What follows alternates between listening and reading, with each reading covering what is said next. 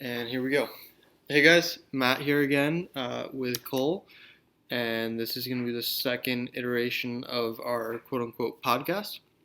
Got a couple of topics in mind for today, starting off with the Bronx is Burning article that we just read earlier in the week when I was thinking about what we might talk about on the podcast.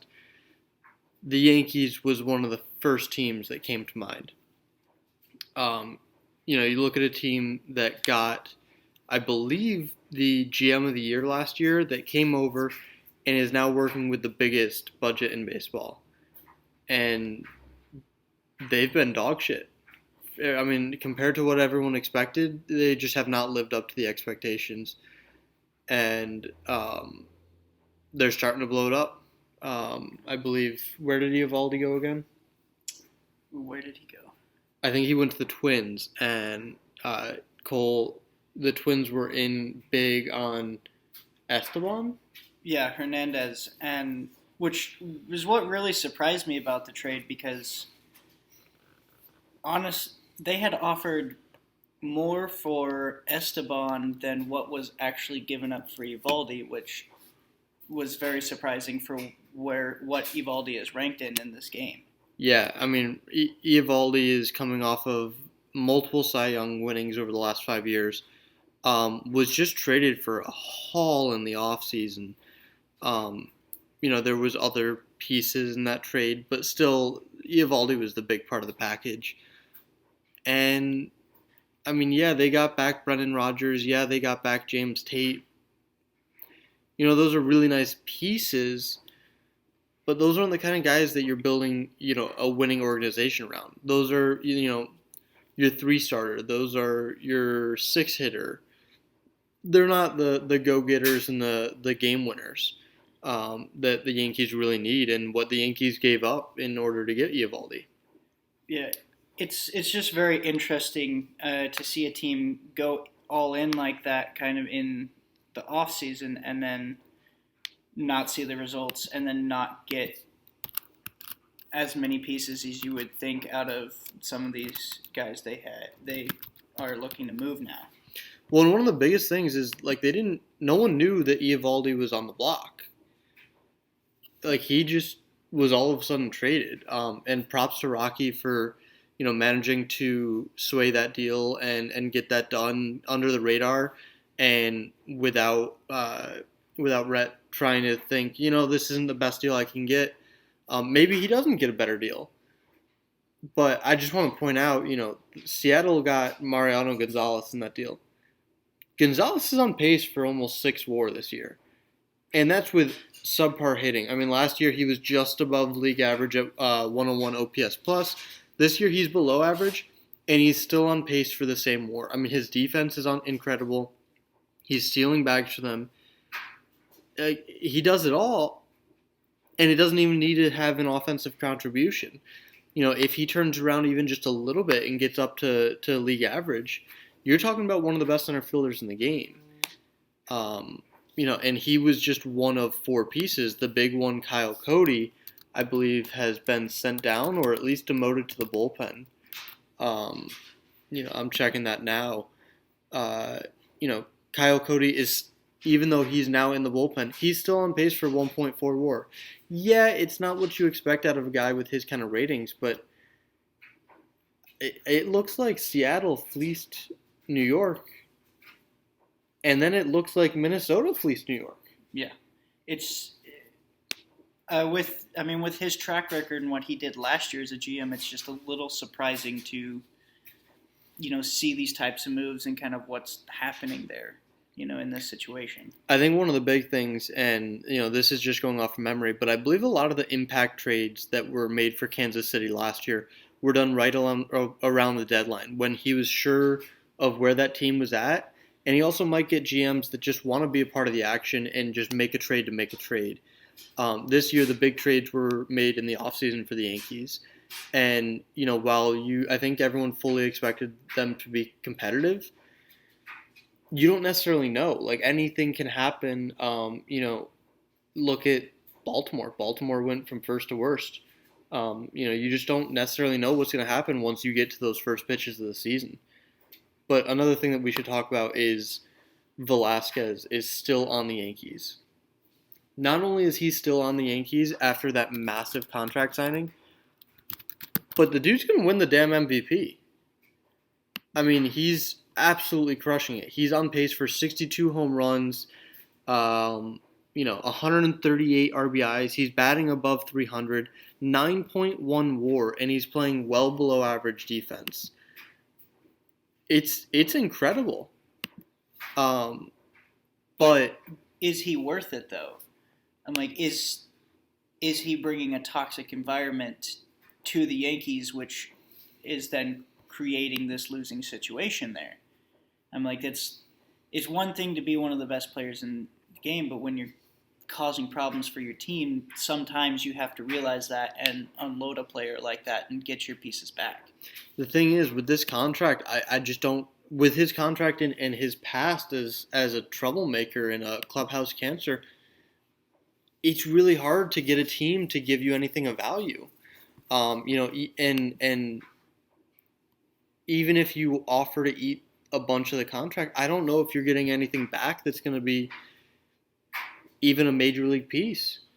I mean, and also that brings me back to Eovaldi. Eovaldi, the Yankees ate 50% of that contract. Like, this is a team, like, they've got to figure out their direction and bounce and just push that way. But right now, it doesn't look good in New York. They're sitting just below 500 at 28 and 32, but they're 7.5 back of arguably. I mean, it's the third and fourth best teams in the AL, but also the third and fourth best teams in MLB Pro. It's really hard to foresee them getting to a playoff spot this year. And, after having unloaded the farm entirely, it's really hard to see them getting to the playoffs anytime in the next few years. What was another topic that you would want to talk about, Cole? Something that interests me was the double GM type thing going on in Detroit. My thought is, how is that going to play out? Can they stay on the same page the whole time, or is someone going to be able to take advantage of that? Yeah, absolutely. I don't think we've seen a deal from them since they've announced this double GM, whatever you want to call it, assembly. But it's going to be really interesting. Not only are they both in Slack, but I believe they both are exporting. Is there going to be a point where, obviously talking with Jim has said that he does have final say and he's the only one that can approve a trade. But are you going to get something where, you get the assistant, in quotations, GM accepting a deal and then it being turned down by Jim and potentially ruining a relationship with a team or with a different GM? It's going to be really interesting to see. It's going to be interesting to see if their thought processes and what they value is different. And if that's the case, is there going to be teams that figure out who they want to talk with when in trade talks? This is all things that, especially as we get closer to the deadline with Detroit, is going to be something we got to keep an eye on. They should definitely have a couple of pieces that would be highly, highly touted. If someone comes in and gets Josh Johnson, he does have a hefty contract. But man, is the guy pitching great this year. That's a guy that can definitely get a pretty decent return. And there's probably 3 or 4 other guys in this roster that would be of interest. Looking quickly, Justin DeWitt is having a fantastic year as a catcher. He was a minor league free agent signing a few years ago. Still a rookie, but he's got 11 home runs, on pace for 30, plays well above average defense. His ratings and what scouts are seeing isn't the greatest, but the production is there. So, maybe a guy that they sell high on and try and continue to bolster that farm system. Right now, all they've got is Matthew Liberatore. And Cole, if you want to, go ahead, give me a scouting report on Liberatore. I mean, it's nothing but good stuff on him. You can see The great stuff, the 70 grade fastball and curveball plus 60 and 55 other pitches. Like there's just a lot to love there. It's definitely going to take a high price to get him off their team. Yeah, I know. I've talked with Jim about a potential trade that would get Liberatore, out of the frozen tundra of Erie, and hopefully back down to me. But they seem like they want to hold tight. And I mean, this is a fourth round pick from just last year. And where's this guy going to be in the prospect rankings at the end of the year? I I don't even want to guess. I'm like it's amazing how high that he lasted till the fourth round. Like it's just looking at what he can do and where he is already.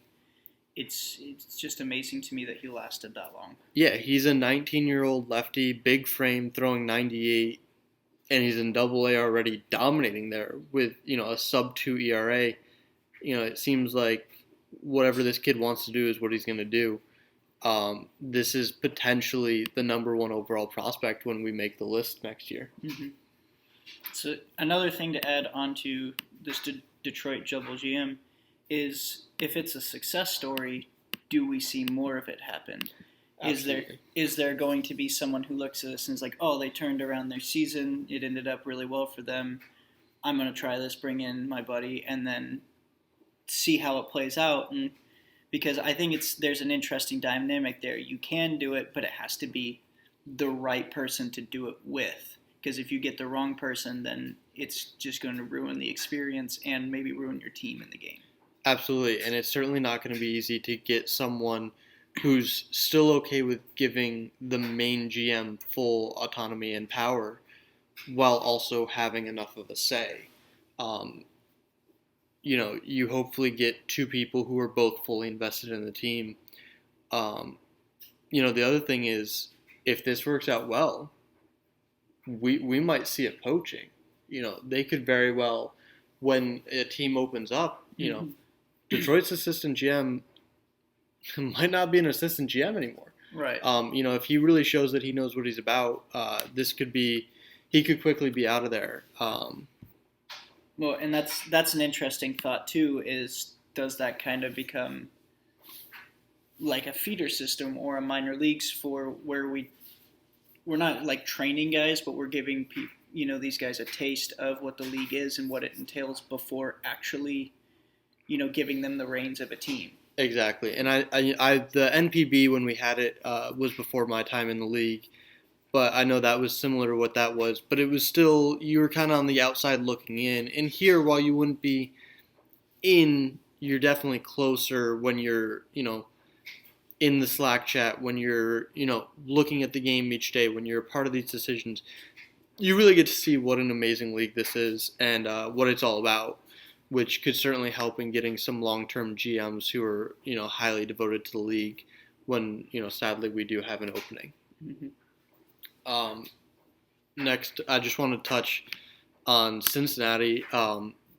We talked about them last week, I believe, and said that they were one of our picks to potentially make a playoff push. It's going to be really interesting. They've now traded their number one overall prospect. They've also traded their number 6 and got back a couple of major league pieces. They also recently went for Brandon Beachy. That didn't turn out too well, as he was immediately put on the shelf. And what seems to be Cincinnati's biggest problem is injuries. It just took two batters face. I don't even think he completed the second batter. It was 3 pitches, and his season is done. It's over. Maybe we'll see you next year. Which is just, it's terrible luck in doing something like that, and I do feel for the Cincinnati guy because you're looking at it and you're like, oh, we got this great arm who can help us to the playoffs, and then all of a sudden you got to go out and maybe make another trade to try to fill that void again. And they did. They made that trade. They sent Bill Harrison, their number one overall prospect, and got back Michael Wacha. They also got back another piece He's a AAA guy. Hasn't had a ton of success in the bigs. Hasn't had a couple of years there. Maybe a piece that with that this change of scenery bounces back, but we'll find out. But Bill Harrison, this kid can flat out play. The only issue is he's a 22-year-old currently playing in extended. Mm-hmm. Obviously they're about to break and they'll start their rookie seasons, but I mean this kid flat out plays baseball, and this is a guy that they moved from Michael Wacha. Waka's been a pretty average pitcher, but I believe he was the 4 for Arizona before this move. Not having the greatest season. Do you think they could have maybe gotten more for Harrison? Possibly. I know Harrison has been shopped around in multiple deals. There's a lot of talent there. I know I reached for him when asking for trades with Cincinnati. I asked for him, and so I think they probably could have got some more, maybe a little bit more talent there. But being able to get Waka and another piece that can come up and be an impact guy, or who could be an impact guy for their major league team, I think is a pretty good range right there. Absolutely. But now the thing is, what else do they have in that system, to potentially make a big trade? We've heard grumblings that they might be acquiring Brian Owen, who is in this draft from the Yankees, the number 7 overall pick. Owen's a guy I love. Yes. What are your thoughts on him? I mean, what's not to love about him? He's a two-way prospect here with everything's solid about him. I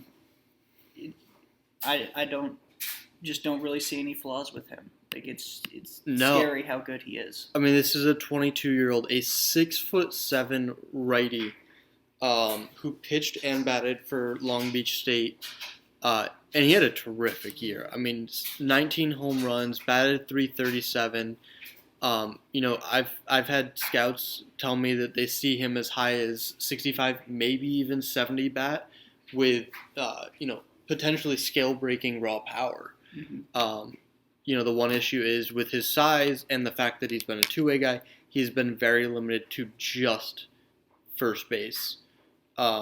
Even there, he's not necessarily your favorite guy to put there. You maybe consider that defensive sub in the 9th. But, I mean, what this guy can do, he's thrown 97, he's got a splitter, and while it's not the best splitter we've seen, it's still a splitter. And, that's just not something you're seeing that often in one of the more effective pitches. This guy could be a game changer, and I certainly see if Cincinnati is willing to move him, this might be the guy that gets him back a real contributor at the major league level that'll push them into that playoff spot this season. Yeah, I mean, if they do make him available, which as of right now, he is still the Yankees' property. Just from inside sources, we have heard he will be going to Cincinnati. We'll figure out what that trade is later. Yeah, wherever he ends up, they are going to be very happy having him in their organization, and then. But it'll be interesting. That's an AL team that drafted him. In the AL, he has the ability to be the DH. Mm-hmm. He has the ability to pitch. Maybe that helps out a little bit. But we already see the only two-way player in the big leagues. I'm sorry to Johnson, who I believe is in the Milwaukee AAA system. Yes, he's had some time as a two-way player with limited success. The only two-way player is on Arizona, and that's Ohtani. We'll get to him in a later episode, kind of check in to see how he's doing this season. But that's an NL team.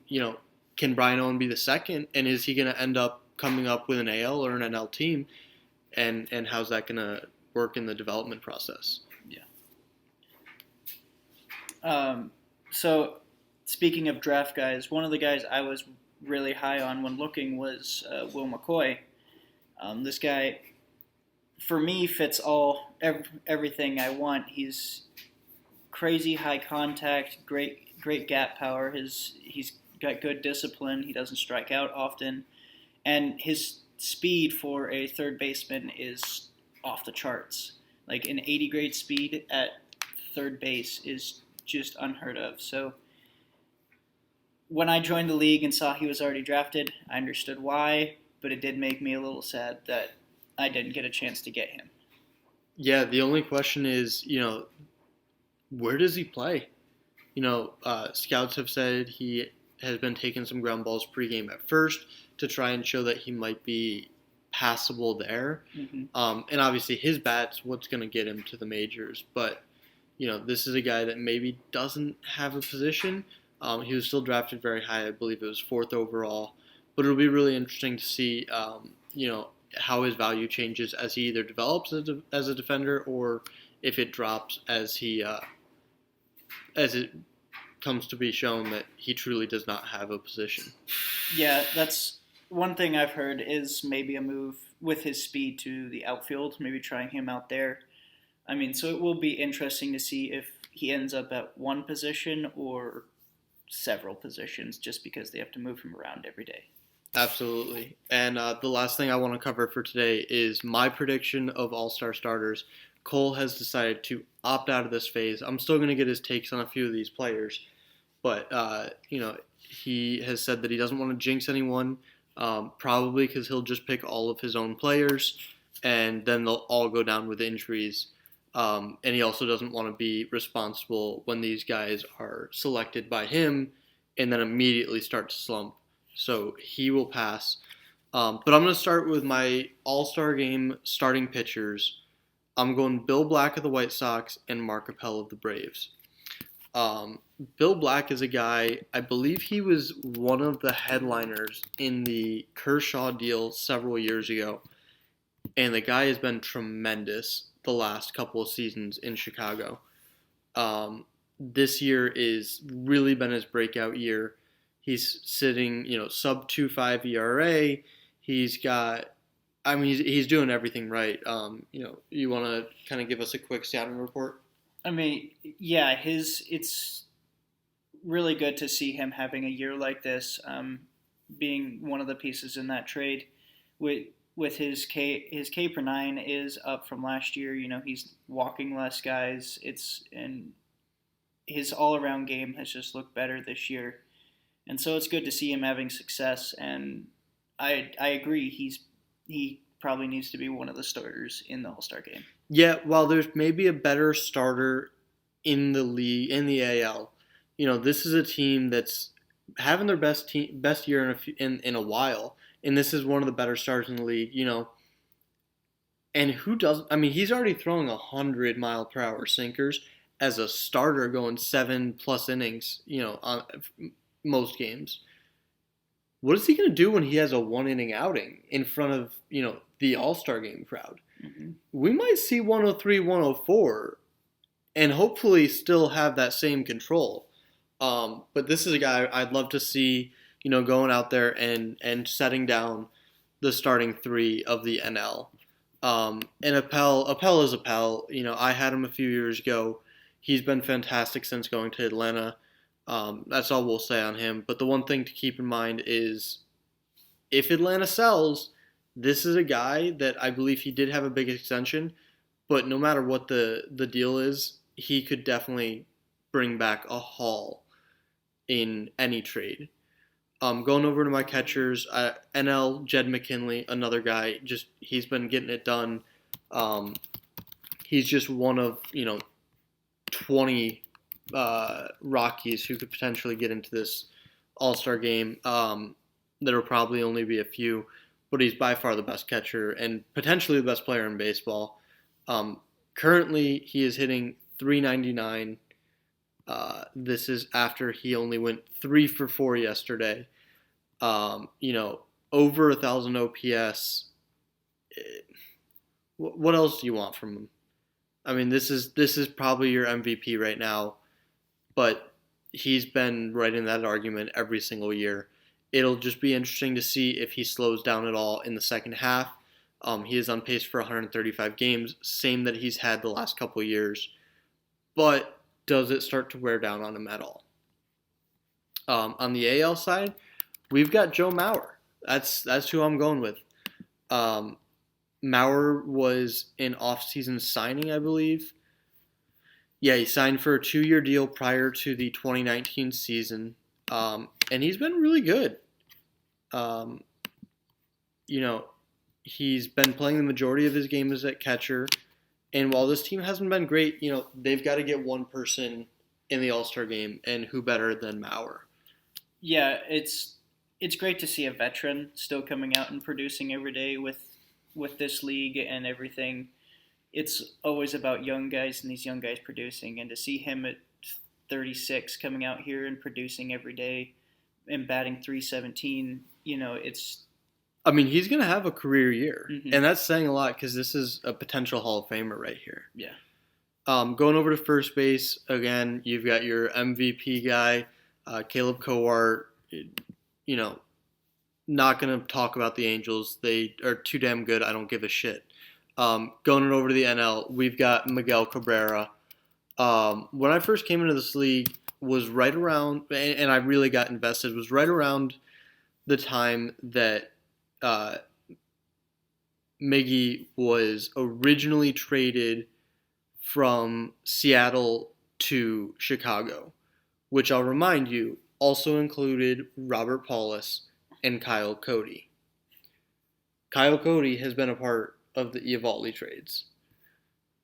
Kyle Cody could be one of the best players in baseball if he ever lives up to his potential, but regardless, he's been in several of the biggest trades in league history. But Miggy signed a deal last year and continued to just put up numbers. And he's doing it again this year. You're talking about another 36-year-old, same as Maurer. And this guy's having a career year. I don't know what else you want out of him. Miami is in a great position to make a playoff run. And this guy continuing to produce into the second half is going to be a big part of it. Mm-hmm. My only concern is last year he played 158 games. This year he's on pace for 162. At 36 years old, does he fall off at the end of the season? Like, at some point you kind of have to watch how many games he's playing because you don't want to wear him out. Even if they do make it to the playoffs, is he going to be able to produce like he would if he was younger?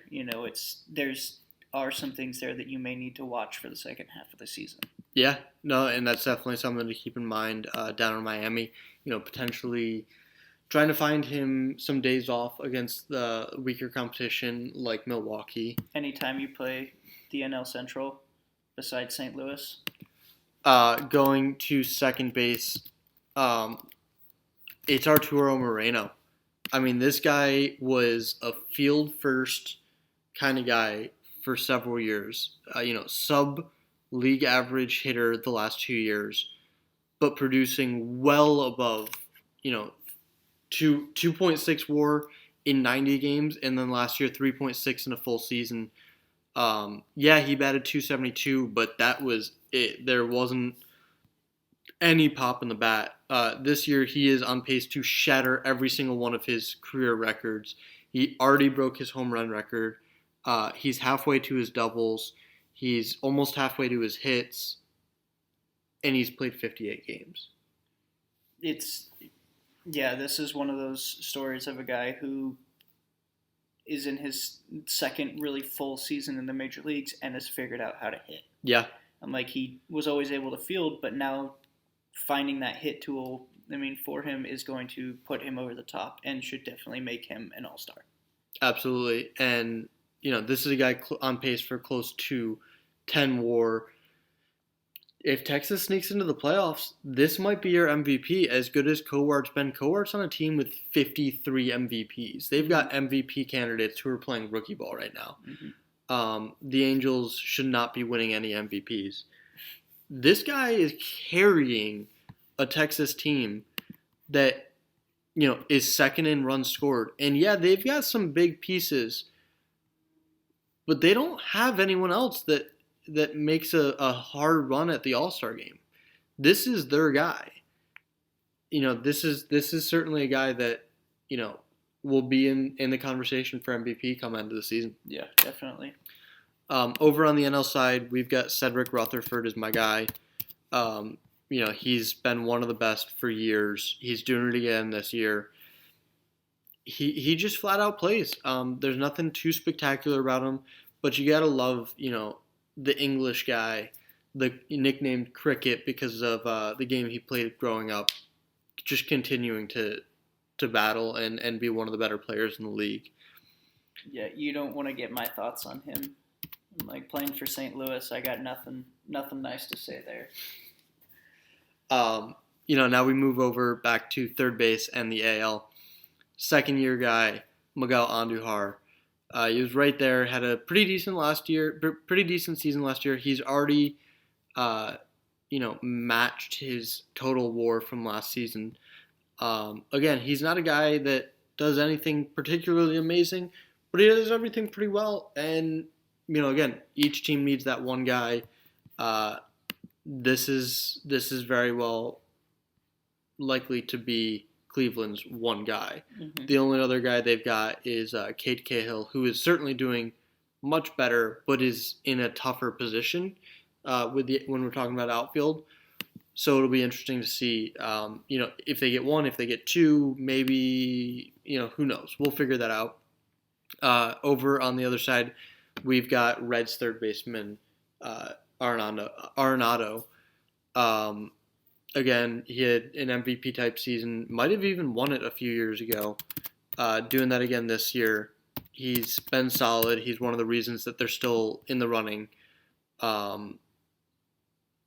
He's on pace to break his career WAR record, but we'll continue to move on. The guy I really want to talk about is my pick for AL shortstop starter is Luna of the Orioles. This is the one dude for the Orioles who has not stopped playing. Bounced around. What's this? Three trades that he was a part of, and I guarantee he was not one of the headliners in any of them. But he plays amazing defense. He never strikes out. And for the last couple of years, he has been the guy in Baltimore. If Baltimore decides to go with a rebuild, this is the piece that they might be able to move and get a haul. Mm-hmm. Yeah, he's a guy when you look at him, you're like, there's not a ton super flashy about him, but when you look at his numbers, he goes out there every year and does the same thing and just produces. Like, it's just cool to see a guy who's not a home run hitter who just goes out there and doesn't strike out, plays great defense, and is going to get a shot in an all-star game and maybe even start this year. Yeah. And on the other side again, one of the perennial guys, Jurickson Profar, having another great season. I'd be very surprised to see anyone else as the starting shortstop come All-Star time. Now we get to the outfield. I'm going to give my three for the AL, and we're going Martin Lopez, former, I believe, number one overall prospect, is really having a fantastic season. It seemed like this guy was in AAA forever. Been in the bigs for a couple full seasons now. And he's really having a breakout year. He was fantastic last year to the tune of 4.8, but he's now, really fulfilling the level everyone thought he would be at. Cole, any thoughts on him? So he's another one of those guys who it just took a year to get started. Had a decent year last year, but got his legs under him this year, knew exactly what to expect, and now he's just taking off. And we say decent, he was truly great last year. He led the league in stolen bases, batted .250, played more than superb defense. He did a lot right, but he wasn't quite where the expectations had been for him for years. And now he's finally there. And then I'm going to go Jose Gonzalez. He was just traded over, but he's having a fantastic season. And I think the fans want to see him. I mean, I mean, I think he has to be in the All Star game. It doesn't really matter where he was. He was going to be in the All Star game. He's one of the best players in the league, and he deserves it. He's an up and coming star that needs to be in this event. And the last one is Velasquez. Like we said, he is the best player in the league right now, without question. Um, but there are grumblings that several players would turn down invitations to the All Star game if he's on the roster. Uh, and I'm hearing a lot of people would back out of the home run derby if he was one of the contestants. So it's going to be really interesting. Everyone wants to see him in the home run derby, but it might not happen. I mean, it's one of those things you want him in there, but if it's going to ruin the overall Festivities. festivity of it and the competition of it, then it's something that you just kind of have to, weigh those options of who is better for this event and for baseball as a whole in this event. Absolutely. Now going over to the NL side, I've got Wilcox, perennial MVP candidate, and won it last year for the Mets. I've got Will Myers, who's having a very solid season. And I've got Hideki Abe, who was the guy that Colorado received in a trade that was one of the more interesting trades I've seen. It was a very split trade. They got the closer they wanted, but they gave up some pretty decent pieces, including George Springer and Marvin Grunn, who are both pretty solid. They gave up a solid prospect in Riley Ferguson and Ramon LeBron, who has been a little bit subpar, but has the ratings to potentially be a decent bullpen piece for Atlanta. But Abe, holy shit, the guy's been playing. He comes up in 2017 with Kansas City and does all right, and then really kicked it off last year for Atlanta and has just done more of the same in Colorado. Yeah, he's one of those guys that it just took a couple years to get his legs under him, and we're seeing a lot of these guys, breaking out and having these great years, and so it's going to be fun to see these guys as they continue over their careers, and then to watch them in these All-Star games and all the stars that are going to be there. Well, that's one of the things I want to ask is, do you think this is maybe they were called up too soon and why it's taking a few years? Do you think it's just a normal adjustment of getting into the league, understanding what you're able to do, understanding what you're facing, and finding that comfortable fit? Some of these guys are recently traded. Is it just getting to the team that, you mesh with the hitting coach, you mesh with the pitching coach, whatever it might be? And do you continue to see guys like this, stay at an MVP level? Or is this, a year, 2 years, flash in the pan, and then, that quick sink once he hits 24, 25? So it's always interesting. I mean, each player is a case-by-case basis, but I think a lot of it is maybe they're getting called up too early. It's a little bit of we want to bring this guy to the majors, and then as he finishes his development, he really solidifies himself in the major leagues. Do I think all these guys are going to continue at all-star level? Probably not. I think the majority of them will, but all these players will still end up being impact guys for their major league teams, and they're all so young that they're going to be here for a while and making an impact for a while. Absolutely. And I'm going to get to my last all-star starter. My love, my number one guy, Edgardo Arredondo. The man is going off this year. We saw what he could do 2 years ago when he was called up in the end of the season. And I think it was 17 home runs. Checking now. It was 13 home runs in 21 games. But I think at one point he was 13 home runs in 17 games. He goes out, has a pedestrian 29 home runs last year. He was really hot and cold throughout the season, but this year he has been fuego. He's got an upgraded lineup around him with the additions that I've been able to make. He's seeing more pitches. He's hitting more home runs. He's getting more RBIs. He is the life and soul of the Houston Astros. And as I say that, I do realize he's going to go down for a 3-month injury in this sim, but I don't care. I love this guy. Cannot wait to see him in the All-Star game. But he is fully not allowed to be in the home run derby. I understand he is a home run hitter, but it's just not going to happen. Bring the All-Star game to Houston, and we'll consider it. Um, it's going to be really interesting. I believe All-Star voting will probably start up right as the draft is winding down. We will have all of the GMs voting. It's going to be really interesting to see, what their thoughts are in terms of comparisons to where I'm at. One of the things that you can't get in a league like this, where each person just has one vote, is a fan base that just decides to vote way more than any other fan base, and getting some undeserving players in. Which is good that we won't have the Kansas City effect like we did a few years ago.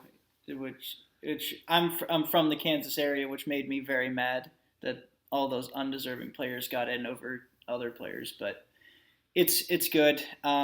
It's going to be interesting to see how other people vote, and essentially how I end up voting as I am learning about these players through this next few weeks.